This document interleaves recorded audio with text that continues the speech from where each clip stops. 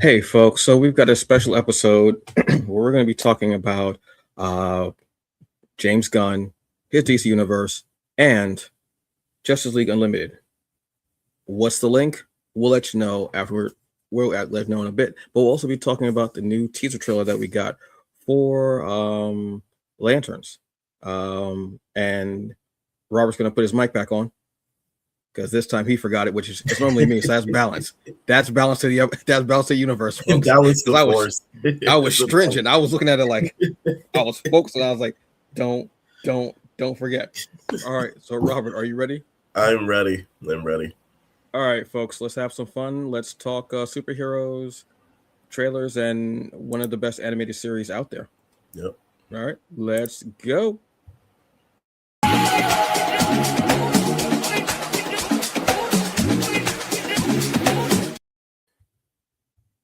Hey folks, what's up, and welcome to TBA News. This is your comics culture chat special presented by the Hungry Bleak channel. I am Antonio Pomares, aka the Hungry Bleak, the hungriest man in the room. You take that however you like. And I am Rob the writer, and I write stuff and here to talk comics. There we go. So folks, first off, we're going to say thank you for being here with us, and also happy new comic book day. Yeah. A lot of stuff out there to go check out. So go to your local comic shop, check out what they've got going on. If you don't have a local comic book shop, go online, check for comic book shops around, order your comics. They'll ship them to you. Whoops, almost pulled my damn ear off by pulling on this cord. They'll send them to you, ship them, what have you. Some comics, like if you like variants, different covers, some comic shops will have exclusive variants as well of a cover for a comic that you might like. Check them out. Go through their list, everything. If you see something that you like that's coming up, please pre-order it. Let them know. The more pre-orders you get for certain comic, well, actually for any comic, the more that lets people know you're waiting for this, you want to read this, and that's a beautiful thing. Yep. So please go check out whatever's out there. Exactly. I picked up Moonstar #1. Oh, nice. For Danny Moonstar. Had to check that out because I've been wanting to see. I mean, I love seeing all the X-Men get little limited runs. Yep. So I want to check that out. I got to check out the Rogue one too, because Erica Schultz is on that, and I'm a huge fan of her writing. But enough about the X-Men universe.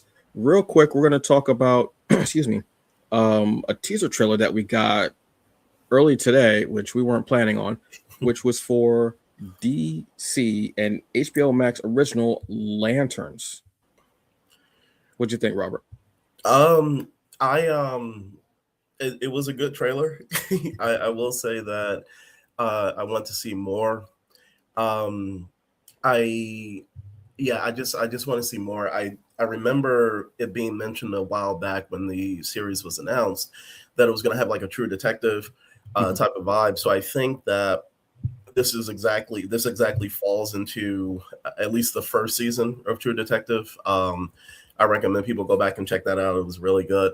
So you have this murder mystery, or this mystery, I'm not going to say murder, but this mystery in the small town. And added to that is this vibe of, I'm trying to think of the, what was the Denzel movie? Training Day. Kind of like Training Day, except without the corrupt cop and all that. So there were things that were different considering the history of Jon Stewart and Hal Jordan that I had to kind of accept and understand better.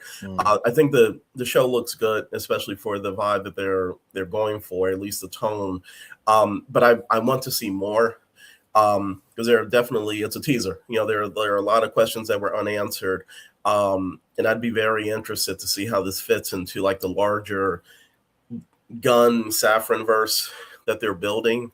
So it was enough that it kind of captured my interest, piqued my interest. I think the thing that I keep kind of going back and forth with is, I'm Green Lantern for me works really well when it's in space.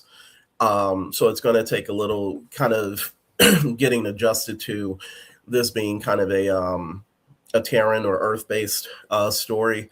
But I'm, like I said, I'm willing to give it a chance. I'm definitely hyped to see the series. But this definitely does kind of push forth the idea that this is Earth based, and so I want to see more. I'll say it, say it like that. And what's weird is like I love genre mashups. So you have this like space opera kind of cop kind of cop duo space vibe to it, and then the True Detective. But I don't know, for some reason it was just like I had more questions than answers. So but that's kind of where I'm at with it. Yeah, it was interesting. Like I said, I want to check it out. I haven't been the highest on it just because I don't know everything about it. The teaser trailer was nice. I liked it. I liked seeing a more a dustier, more worn GL suit that it's been through things. I mean, it's been in space. You know what I mean? It's been through things. So I like seeing that. I like the kind of grizzled, world weary actually galaxies weary Kyle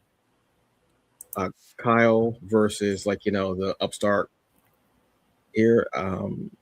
Yes, I like the mashup. I like their chemistry. It seems nice on camera. I like in the trailer it looks good. But I'm gonna reserve what I more thought for when more things come out. Please do not drown us in trailers. Do not do that. You get 2 more, but don't tell us everything. Obviously, just keep it vague as hell. Don't give us everything. Please don't. Well, and one thing that I've mentioned this in our chat before was that this wasn't even supposed to come out today. At least that's the way that Warner Brothers had presented it. They released like a teaser image saying teaser trailer coming tomorrow, and then they said, well, because you guys asked for it, let's just drop it today. So I was just like, was that the plan always, or did they hear the people like foaming at the mouth because they wanted to see it? So I don't know. I mean, it was a fun little piece of marketing, because they just released it a day early, at least based on what they said. But yeah, I'm definitely interested to see how this kind of grows the Gunverse, and and Lanterns and period. I'd be very interested to see what like diehard Lantern fans thought about it, just to kind of see if it kind of links up with what they're expecting or what they're wanting. So I doubt it is, because I think if they're more like diehard Lantern fans, they probably want it in space. But we'll see where we're going with it. This is the beginning. We could end up starting here. And we could be maybe 2 seasons down, and we could have like the Lantern War. Like we don't know. So I would say if you're a diehard Lantern fan, just check it out at first to see how you feel about it. Give it like a couple episodes, because I know sometimes if you're a really diehard fan of something, it takes you time to get into something that might not fit where you think they should have started off at. So give it a couple episodes. If it really isn't for you, just don't watch. I'm not the type of person to tell you to hate watch. Do not. I don't want you to hate watch anything. Watch, read, play, do what you enjoy. Don't hate watch anything. But it's interesting. It actually made me want to watch Rebel Ridge again, which is cool. Yeah, definitely. Between this and I was watching Miami Vice this morning, like young Don Johnson. So I was like, and then this came on. I was like, so this is basically telling me to watch Rebel Ridge tonight, which is not a bad thing because I enjoy that movie. So that's cool. So yeah, we'll be checking out more of that. I think it was a good idea that they did it on a Wednesday because again, it's New Comic Book Day. And just drop the trailer. Just drop it. You don't have to go. You don't have to do all that stuff, especially because I know WB, you got a lot going on right now. You got a lot going on right now. Maybe somebody missed the email. Maybe there was a wrong date typed. I don't know. There's a lot going on over there. Just drop the trailer. Y'all got enough on your plates and on your desks. Maybe the stuff not on your desk anymore. Maybe it's in a box. I don't know. A lot of changes going on over there. Just drop the trailer. It's cool. Don't just say, "Hey," and the trailer drops now, and then just drop it. Don't. Yeah, don't. It's enough. It's enough. You make enough money where you can just drop the trailer. You know what I'm saying? Just do that. Speaking of dropping trailers, which is not a really good segue for what I'm about to say, but I don't care. It was an excellent segue. It's the jankiest segue. That segue was held together by spit, hopes and prayers, and shoestring that was set on fire about 7 years ago and halfway put out. I'm gonna be honest with you. So this is the meat of today's episode. We're gonna be talking about Gunn's universe and Justice League Unlimited animated series. Now, this was Robert's idea. So, Robert, what made you come up with this idea for an episode? So, one of the ever since we got the announcement about the the relaunch of the DC universe on film and on TV, I've wondered specifically with Justice League, are they going to go kind of the opposite route that we had with the Snyderverse? Say what you will about the Snyderverse. I enjoyed it. I had fun with it. It definitely has its pluses and minuses. But the one thing that we can always agree on is that it was very kind of serious in tone, darker, I guess. With I was trying not to use just that word. And so that question was answered when at least for me, when I watched Superman this past year, and at least part of it was because the vibe that I get from Gunn's universe, or Gunn Safran's universe, is that this is going to be a little bit more brighter, right? At least with it, well, depending on who on who's doing, who's working on the film or the TV show, because like now Supergirl and Lanterns look completely divergent from Superman, but at least with Superman, it had a vibe of what we used to watch with the DC animated universe, so the Timverse or the Diniverse, whatever you want to call it. And I started wondering, are they looking at, as much as Warner Brothers and DC will look at their source material for these movies and TV shows, would Gunn and whoever else works on the Justice League, would they look at the animated series, Justice League and Justice League Unlimited? Because the vibe and the storytelling that I remember from the animated series kind of links up with what we got in Superman. And not just because there was a Justice Gang, kind of Justice League adjacent group in there. I felt at times watching that like I did when I was watching Justice League or Justice League Unlimited. So, I'm just wondering if are there things that they were specifically pulled from, those two animated series, but also are there specific storylines that we would get, in the live action version of the Justice League, which will eventually, hopefully be coming down the line. So I, wanted to pitch this idea of, going through some of our favorite episodes and, discussing what Mike Gunn or any other directors or writers pull from some of our favorite episodes, some of the more defining episodes for us when it comes to this, to both Justice League and Justice League Unlimited. So, but that's kind of where my mind was with coming up with this idea. Yeah, well, what's something that you would like for them to pull from the Justice League Unlimited animated series? So one of the biggest things is the color. I just like I want things like as much as I enjoyed the Snyderverse and the dark vibe that they were going with, I like color like popping. I like things to be kind of bright and kind of shiny to a certain extent. And though I think Justice League and Justice League Unlimited kind of played within the darker storytelling from time to time, one of the things that pops is like Flash's red outfit, John Stewart's green and black outfit, the stars and not the stars and stripes, but Wonder Woman's, just like the uniforms in general, but just that world that they were playing in, or that those shows were set in, just they weren't like Batman the Animated Series, which had more of kind of a noir, dark vibe. This one was just like, these are the pages of comics coming to life. So one of the things that I would love to see them bring is just that kind of vibe. But even with that lighter vibe, at least with the color palette or how the things are shot and then maybe the costumes and all that, you still have the serious storytelling when when it's needed. So that was like one thing that I remember seeing with Superman throughout that movie. Like, especially like when you have the scenes with the Justice Gang with Mr. Terrific, Guy Gardner, and Hawk or Hawk Woman. I think it was Hawk Woman. And the colors just popped. It was very, I mean, keep saying this, it was very colorful. So that is definitely like one thing that I would like for them to bring from the animated series to any iteration of Justice League that they decide to do, in the Gunverse.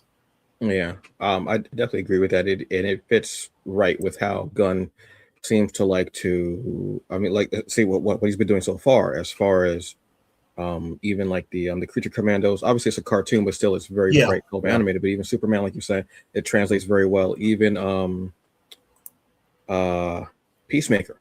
yeah. Peacemaker, even though it is a more mature, darkly toned show, it still has a nice balance of the brightly colored Mhm. costumes and everything, but still in that serious kind of dark tone.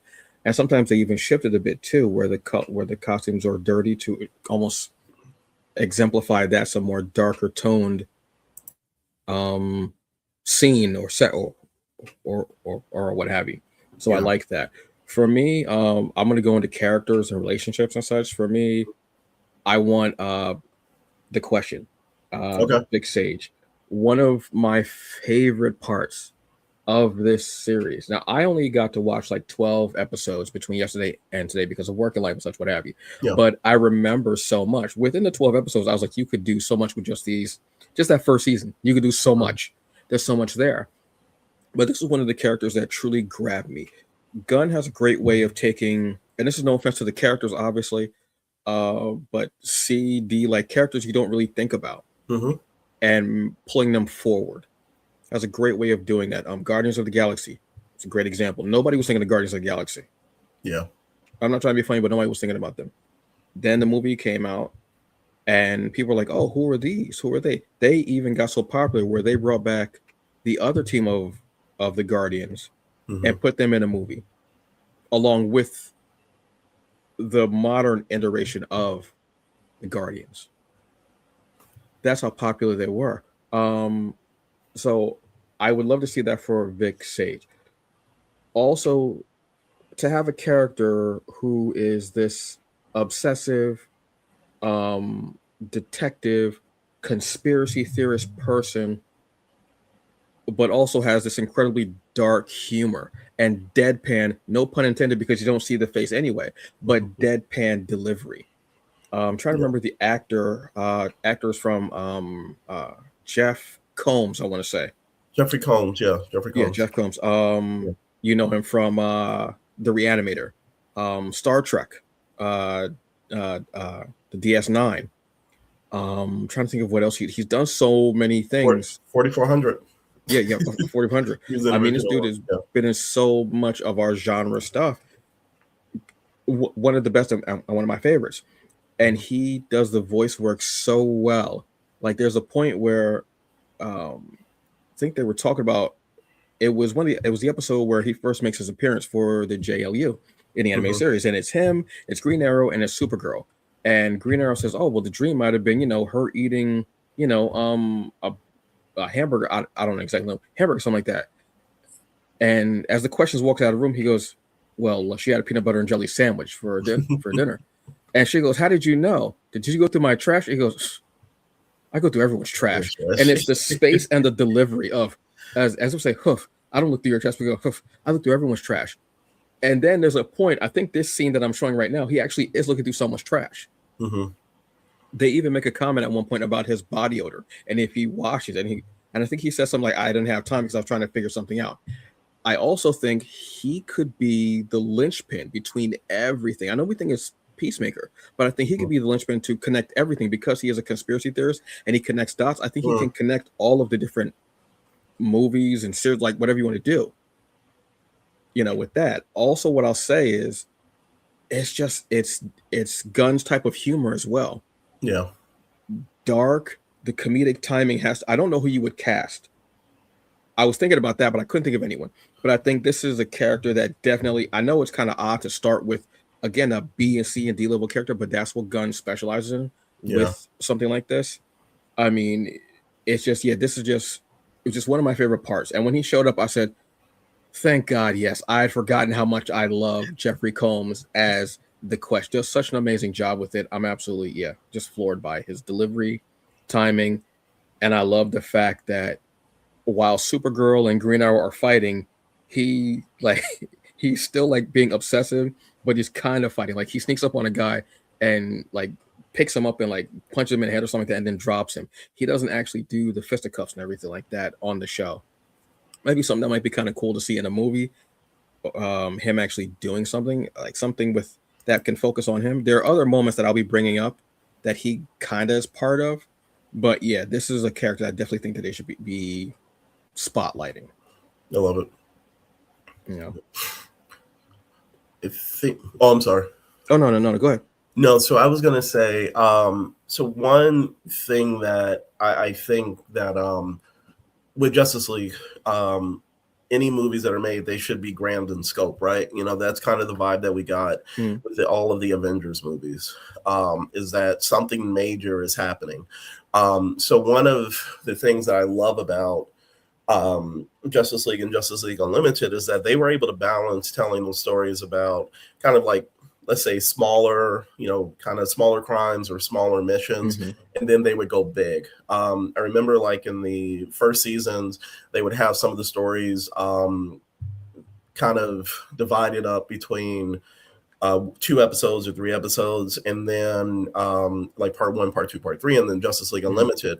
The season finales always felt like they were like 3 parts, right? They were always like the last 3 episodes. So it kept getting kind of grander and grander and building. So one of the things that one of the episodes I wanted to highlight was, let me see if I can get this title right. The Savage Time. Yeah, the Savage Time. And I think the Savage Time is a really good example of the scope, the massive scope of Justice League, the Justice League Unlimited, Justice League animated series, and how that could be reflected in a like Gunn directed or whoever directed Gunverse Justice League movie. And there's the image up. I'll bring it up for you. So one of the things that specifically for this, it is, it's, I don't know if we necessarily need to keep going back to the time travel side of things, but I think that the thing that this episode shows is once again the epic scope of what you can get in an animated episode, because you have an alternate history that is created where the Third Reich is or just like the Nazis are running the world. And so you have time travel, you have alternate dimensions, you have alternate universes. And then also you have a bit of social commentary because the Justice League is literally fighting Nazis. So it's this thing of, you can't contain something like this to if you wanted to, like a TV series, but it would like kill the budget. So I don't know if this is something that is kind of divided up over like 2 movies, but the thing that I take from this is just the scope of the story that they're telling. And the other episode that just if I can bring it up is trying to get my titles right. Justice Lord. Yeah, A Better World. From Justice League season 2, episodes 11 and 12. And once again, the scope, you have the massive scope. And funny enough, both of these episodes focus on like either an alternate history or alternate universe. And in this universe, you have our mainstream mainline Justice League battling against the Justice Lords. And once again, massive in scope. It definitely probably does play with the whole alternate, with the multiversity of it all, or multiverse of it all. But this is the type of epicness that I want to see taken from the animated series and brought over to whatever movies that we get, whatever Justice League movies that we get. I know, like, the ones that people probably reference most is when Darkseid, made his appearance, and then we had the build up to the Cadmus, and I'm pretty sure we'll focus on that. But these are like 2 episodes, which I think also highlight how big these stories could get. And we can, it would be great to see them, brought forth on the big screen, because I want to have as many Justice League movies as we do Avengers movies. So yeah, so just the, like I said, the scope of this, and even the massive battles and the storytelling, I think would work pretty well. Coming from the animated verse to live action. Yeah, that's a big. Justice Lawyers was such a I'm just a sucker for alternate dimension, alternate reality, ultimate universe costume changes. I'm just like, I'm sucker for that to see why they changed, and they never go lighter. It's always darker and more visceral. I'm like, maybe change up the neckline, just any, like, just free up your neck a little bit. It's never anything like that. It always goes like leather, some like BDS, some kind. Not that I'm for that, obviously, but it's just always funny that they just choose to always go. Well, no, actually, Superman goes with almost like a lighter, but his is more monotone suit. Which I actually like that suit a lot. That's crazy. For me, again, relationships and characters, Green Arrow and Black Canary. Yes. One of the best things about this series was their connection. One of the best things about the Unlimited series in general are the connections, not just romantic, but also platonic and friends. Like you have like Hawk and Dove, which that was the first time seeing them animated, I believe. And then we got them in Titans. But just those connections from characters. I love this one just because it was so cool, and it was 2 brawlers. And I chose this picture in particular because Black Canary is one of the best fighters in the DC universe. There was a series last year, which was a Black Canary Unlimited series, where it was her fighting Lady Shiva.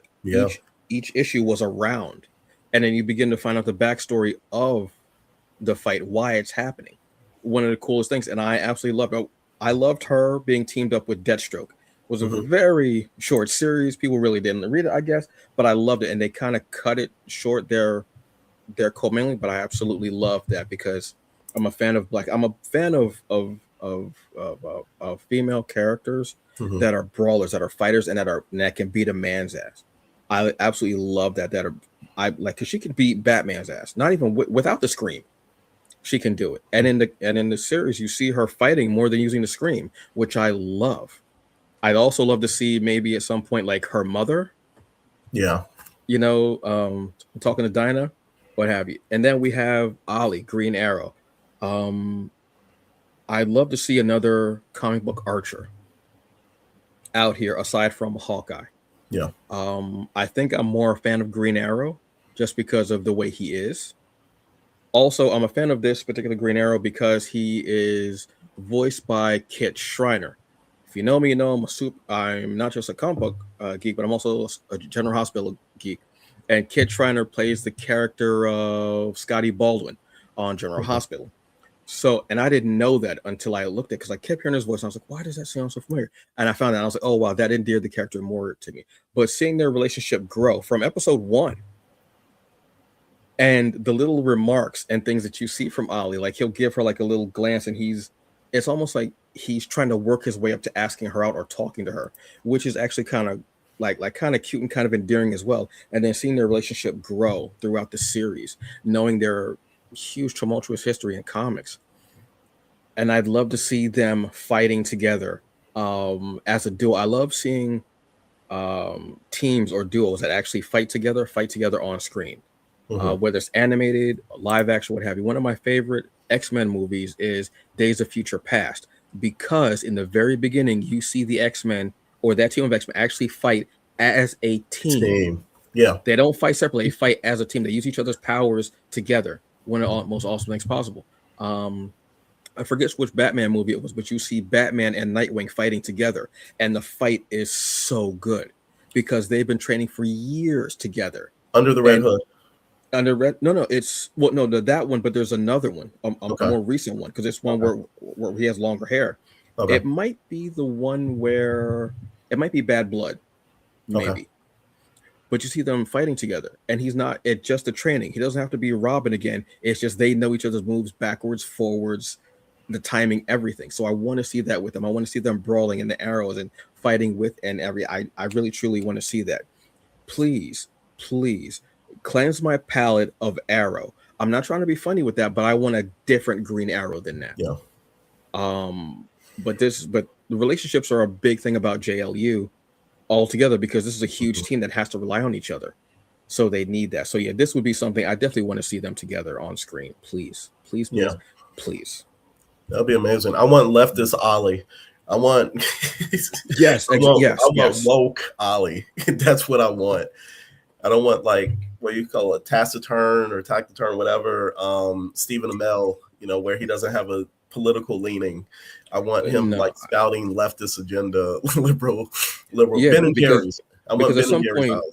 yeah, because you at some point you got to have almost like a hard traveling heroes thing Mm-hmm. where you have to have Arrow and Lantern, and because they were traveling similar to how Lantern is like Yeah. traveling, no powers, no ring, nothing, just them. And I read that series and I was so caught off guard. I was like, wow. Mm-hmm. And I think I was on a plane at one point, and I happened to see Danny O'Neill on the plane, Oh and wow. I had just read it or I was reading it. I don't remember, and I was like, oh wow. And it was one of the coolest things ever, and it made that more to me because I had read it. I watched a documentary years ago about like comics. I think it was on AMC at one point, something like that, about like comics, and he had a big part in that when and they were talking about hard traveling heroes Hmm. and everything. So yeah, that would be awesome to me. Awesome. Awesome. So you know me, space opera. No, Mm, so one of the things that I would want specifically for Justice League to do, we talked about the epic scope. I want mm, it to get away from Earth. Because one of the things that I think that series did very well is it brought in the scope, both Justice League and both Justice League Unlimited. It We went to space, like we went to space a lot, and it's this thing of right now, go big or go home. So if you are acquiring, let's just bring it to present day, if you are a certain company that's acquiring another company for billions of dollars, I need to see that shown on the big screen. And one of the ways that you show that is by taking some of the properties where the story fits to space. And Justice League Unlimited, their animated series, they can do that, just like comic books. You can take people because the budgets aren't as insane. Like animation definitely costs a lot of money, but live action mm, it would be like even more insane. But what I think that you should do, because Justice League in the comic books and in the animated series, take them to the farthest reaches of universe. We've had episodes that focused on the Green Lantern Corps where John Stewart and this one, Hearts and Minds, went to help his former mentor, Kat Matui. And we were, I can't remember the name of the planet, but we went to like a far flung planet that was nowhere near Earth. And this episode, this is Star-Crossed. I don't know why this got smaller. Even though this was an Earth-based story, the cool thing about this is that the Thanagarians showed up in force and mass from the planet Thanagar. mm. We had epic space battles and between the Justice League and and the Thanagarians when they invaded our planet. So the the scope that you get, I want to see more space opera mixed in with Justice League, just as much as we're celebrating something like Lanterns, which it's a cop drama, mixed in with a little bit of like sci-fi. I think that we can mix in a superhero adventure with space opera. I mean, we've seen that. We mentioned with something like Guardians of the Galaxy, and what Guardians has done itself was a vehicle to open up the cosmic side of things a little bit more than we had with some of the other MCU series. So we had the Eternals, which was kind of like more the cosmic side of things. We had Captain Marvel, which was more on the cosmic side of things. So I hope that we can do that in Justice League, but have Justice League kind of begat the cosmic side of the cosmic side of the DC universe, which we saw with the animated series. I think we saw Granny Goodness, we saw the Furies. I think we saw a bit of Mr. Miracle. No, well, Mr. Miracle, the Fourth World, Jack Kirby stuff. Yeah. And this was all in Justice League. This was all in between Justice League and Justice League Unlimited, and especially, like I mentioned, Darkseid. So let's get some space opera, with the live action Gunverse Justice League, like we had with the animated series. Yeah, I think we'll definitely be getting that. I think with the live action series, so we talked about this for a couple of seconds. I think it's going to start on Earth, but like I said, it could end up, wherever at a certain point. So I mean, they're going to get there because they always did balance. I mean, literally the cosmos and space with hell. They literally went from one end to the other. They literally went there. So I think they will do it. I mean, it's just going to be the characters that they put in there, or how they're going to get it in. But if they go with this more Justice League Unlimited kind of feel and vibe, they had everybody there. Yeah. If you look at any frame when they're on the Watchtower, everybody's there. Literally, I mean, and they're the coolest thing is that it's like a workplace. They're like just it's in the cafeteria. They've got like trays. I saw a Wildcat, and it's Wildcat because it was like the suit and everything. You see his hands taped. You don't see his face, but it's just him walking by. And I was like, that's a great. If that was a movie, that would be oh my god, did you see? They would lose their minds. But when it's animated, it's a little more relaxed. You're like, oh, there's Wildcat there, but you see him carrying like a cafeteria tray. I think he had like a wrapped up sandwich and like a carton of milk. I mean, obviously it's Wildcat, so that's the joke there. But carrying that, and you see them sitting there eating and having like cafeteria conversations as if you were at work or even in high school. Like at one point, they're talking about like crushes and dating and stuff. Yeah. So they're having those. So they'll have it. I mean, that's a perfect blend of it's out in space, but you're having this grounded conversation like that. So I think they will have that. It will just they'll have to work it into it. But once they get to the Watchtower, which who knows when, because we're not really getting origin stories, which I also love. Thank you very much. But I think that's great. Speaking of Watchtower, for me, Mr. Miracle. Yes. Mr. Miracle made such a huge impact in Spider-Man, in Superman, that people who didn't know the character were like, oh my God, who is this? People who knew the character were like, absolutely yes. Awesome. Mr. Terrific is just such a cool character. And I absolutely love the portrayal. One of the coolest fight scenes with him barely throwing any punches and using the T-spheres like you would expect. Or not expect, truthfully, because I didn't know that they could do the things that he was doing with them, which made it even better. Which is what I love. Show me what I know I'm going to get, then surprise me with what I didn't even think was possible. Yeah, like capture my imagination, and then multiply it by 30, and I'm good. That's a beautiful thing to do. One of the things now, do not keep him just in the Watchtower. Yeah. Unless you have stories that are based on Watchtower, which I'll bring up something later that was based in the Watchtower. But I think the way that he was the nerve center, he was the one, him and the Martian Manhunter, because they took shifts. I don't know when their shifts were. It's in space, so I don't know day and night. I don't know, folks. I have no idea. But I love the fact that he was like the nerve center, and he was coordinating ships and this and that and what have you. Meanwhile, Martian Manhunter was using more of his like telepathy to communicate with everyone. So I love that fact. And seeing how he wasn't, I'm not all into people's emotions and stuff. And I love the fact that he was so straightforward with everything and guiding it, showing that fact. There was a story, The Question had a miniseries last year where it was based on the Watchtower. Okay. And what Question had a team. It was Blue Beetle. I want to say Mr. Terrific. I can't remember. And Batwoman. I'll get into that in like the next choice and such. But I love something like that. Have like a mystery or some type of story where it was like a murder mystery type of thing on the Watchtower. And it had like almost kind of a Western feel because The Question was like the sheriff trying to figure it out. He even had like this like kind of gun that looked like almost like a Henry rifle. If you're familiar with rifles, almost like a Henry repeater rifle. And I love that. Mr. Terrific just had great scenes, gobbled them up. Again, dark humor, timing is on point. We got more of that humor in Superman than we did in the animated series. But if you bring that in, again, Gunn does that very well. You bring that in, That suit pops absolutely. Give me the suit and give me some more of Mr. Miracle just being that center saying, no, this.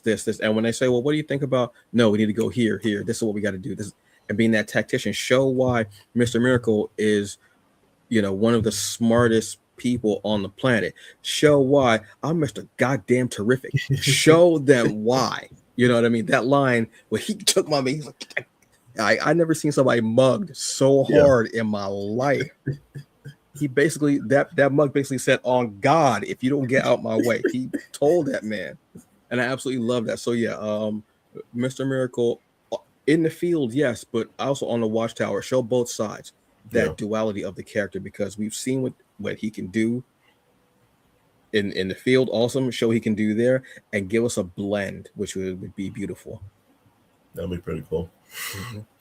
So I think for me, another thing that this is more so on the Justice League Unlimited side, because we didn't expand the roster until that series.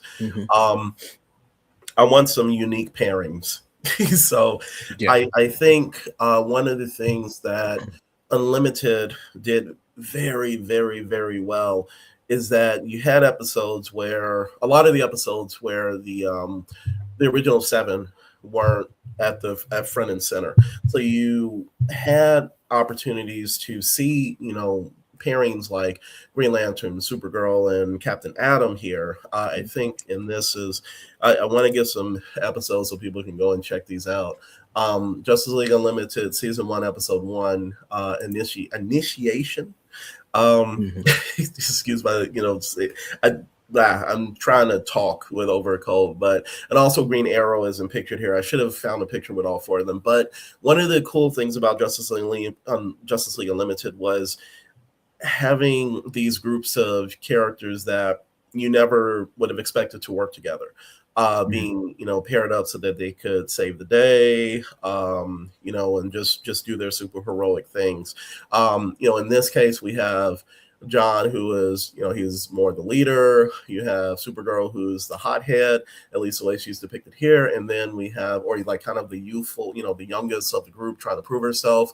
And then Captain Atom, who is very military, straight by the book and all that. And then also Ollie, who is off camera or panel here, watching them interact in this one episode was just kind of like a clash of ideas and how each of these heroes operated. I want to see that in live action. I think we got a little bit of that, actually a bit of that with the Justice Gang and Superman, with Mr. Terrific, Guy Gardner, and then in Hawkgirl. Is it Hawkgirl or Hawkwoman? I want to make sure I'm saying it right. I want to say they called her Hawkgirl, but in a certain point she said Hawkwoman, and I think one of them did call her Hawkwoman. So I think by the end it was Hawkwoman, but I think it started out as Hawkgirl. Gotcha. So Hawkwoman, and then Metamorpho by the end of it. So you saw how those clashing ideals, they would, work together to once again save the day.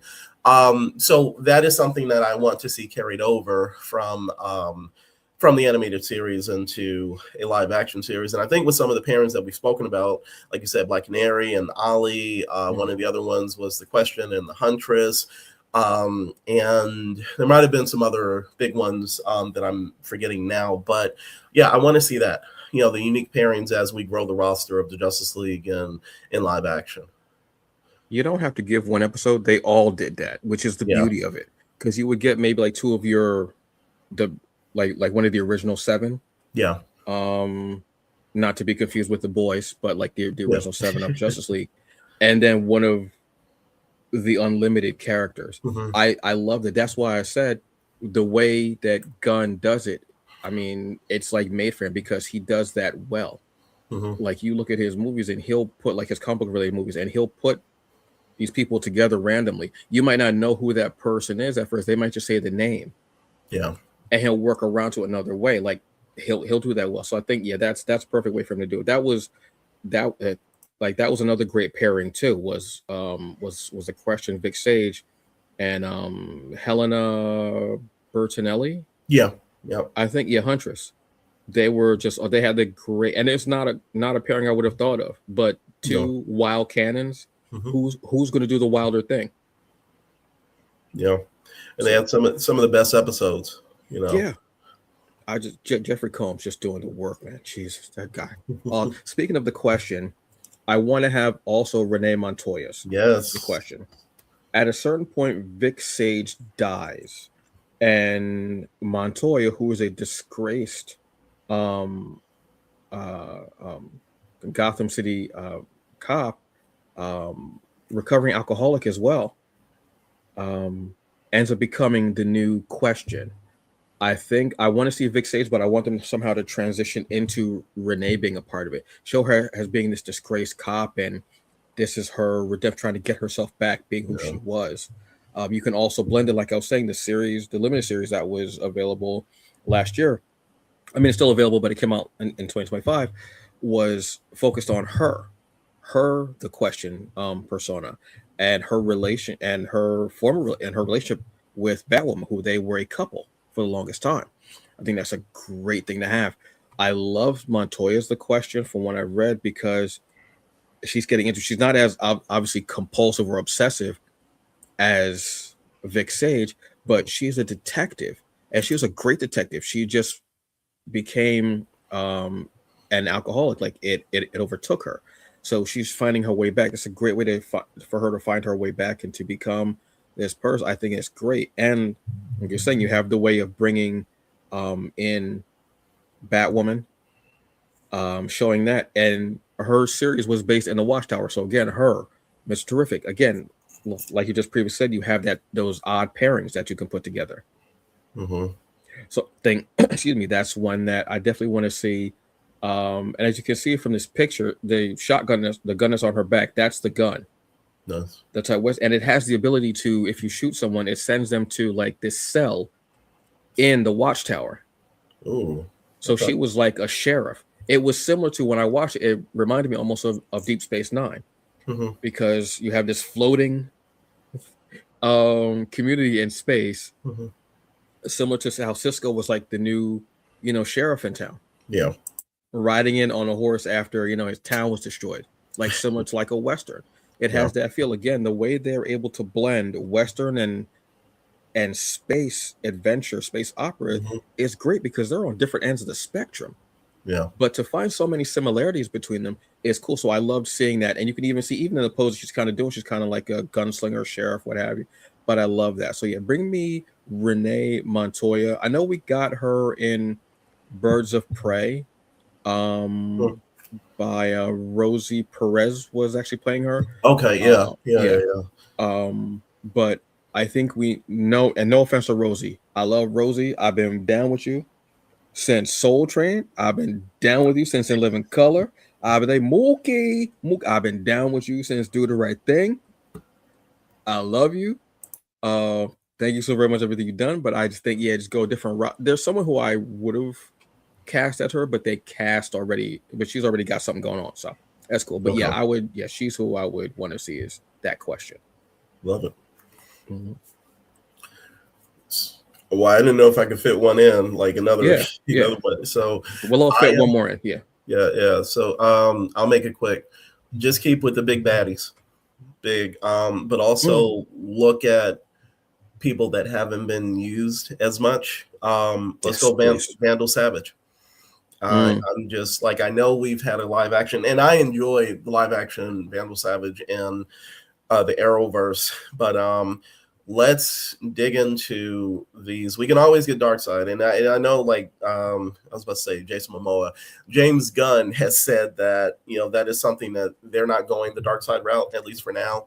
But I Yeah. think that there are other big bads that they can pull from within, that have been shown on the DC animated, or at least the Justice League and Justice League Unlimited series. And like I said, the biggest for me would be Vandal Savage. I would love to see him be that man out of time, that immortal who is making life difficult for all of the Justice League members. And also, let's finally get a live action on screen version of the Legion of Doom, in a Justice League movie. So if we're gonna go to the big screen, let's go bigger and badder. But yeah, those are those are two that at least jump out at me as far as for like the villain route that we can go. And I know there are a lot of them out there that I'm forgetting, at least from those series, but those are two that come to mind.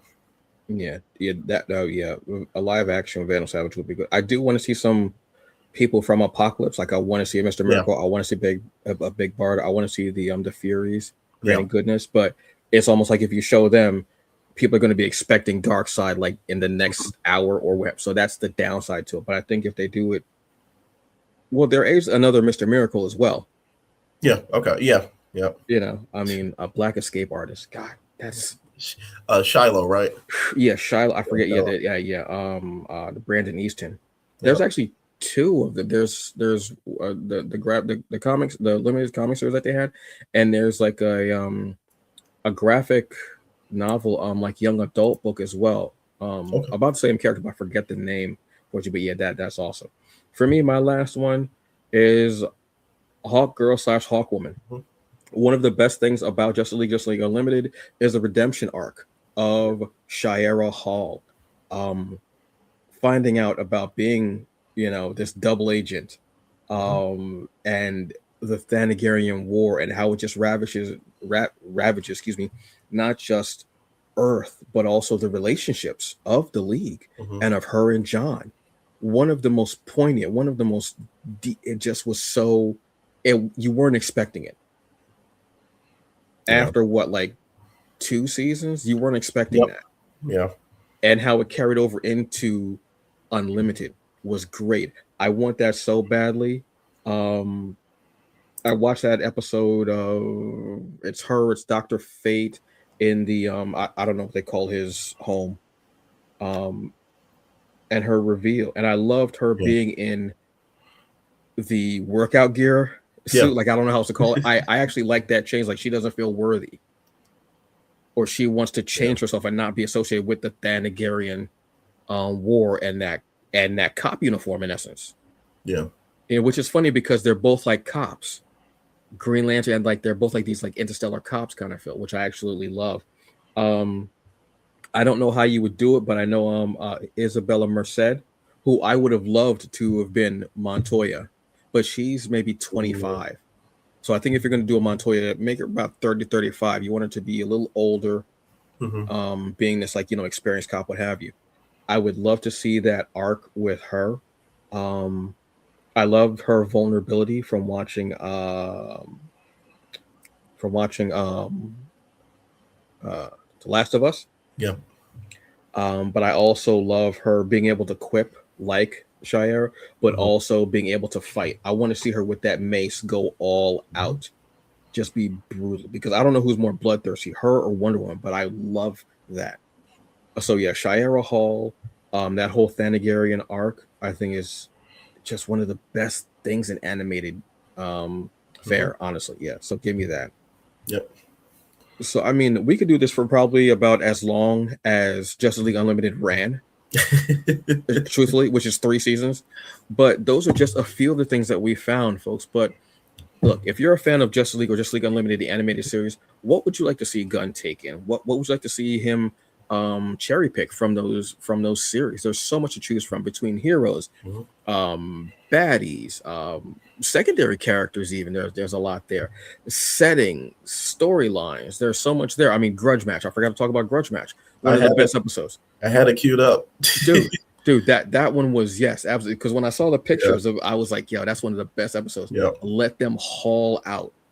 Because you know what I love? I love a woman just whooping ass, fists and everything. Awesome. But what would you like to see? What is what's something that you would want to see again there? I mean, let us know. Character, setting, whatever it is. There you go. So on that note, we've had a lot of fun with this one. This one was pretty cool. We talked about Lanterns teaser. We talked about Justice League Unlimited and Gunn. Now, everything you see that's in Gunn's universe that we picked out, it was us. Run us our check, Gunn. Run us that check. I'm not playing, dude. We're giving you guys some of the best stuff possible as far as ideas for these movies. Seriously. So on that note, I am Antonio Palmares, aka the Hungry Bleak, the hungriest man in the room. Take that however you like. And I am Rob the Writer J, the writingest man in the industry. But there you go. Folks, I will see you this Friday, 7 p.m. Eastern Standard Time on the Hungry Bleak Show. I will be giving some reviews.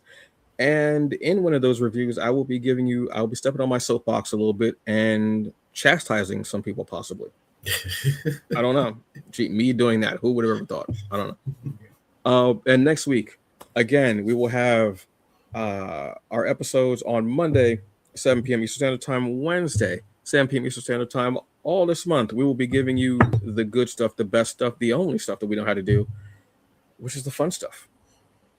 That's it. All right. So you all have a very good evening or day, excuse me. Enjoy the rest of it. Please be safe. Drink water. Take your vitamins. Take your meds for whatever mental, physical, or emotional ailment you have. And we'll see you next time. All right. As always, fuck Trump and abolish ICE. And fuck the Baptists as well. Yeah. Yeah. Absolutely. See y'all later. Peace. Bye.